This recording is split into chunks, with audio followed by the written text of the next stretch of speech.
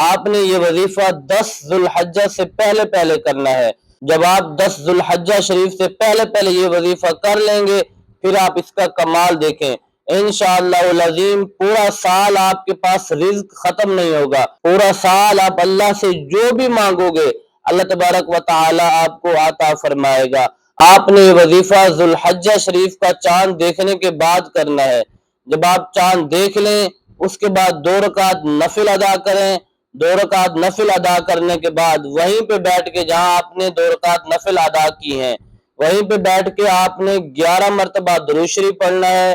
اس کے بعد سورۃ الضحیٰ والضحیٰ واللیل اذا سجا ما ودعک ربک وما قلی، آخر تک یعنی مکمل یہ سورت پڑھنی ہے 101 مرتبہ۔ اگر ہو سکے تو 313 مرتبہ پڑھ لیں تو زیادہ فائدہ ہوگا، نہیں تو کم از کم 101 مرتبہ ضرور پڑھیں، پھر 11 مرتبہ درود شریف پڑھیں، یعنی اول آخر 11 مرتبہ درود شریف پڑھیں۔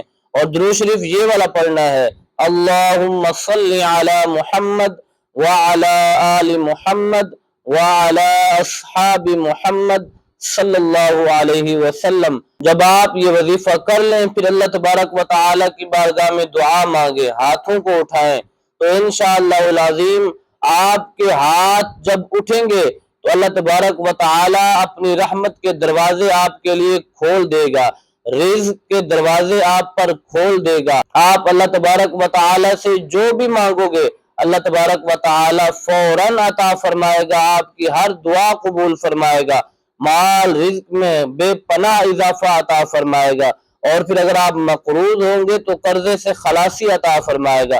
الغرض آپ اللہ تبارک و تعالی سے جو جو مانگتے جاؤ گے اللہ تبارک و تعالی وہ آپ کو عطا فرماتا جائے گا۔ یہ وظیفہ 10 ذوالحجہ سے پہلے پہلے کرنا ہے اور پھر اس کا کمال دیکھیں۔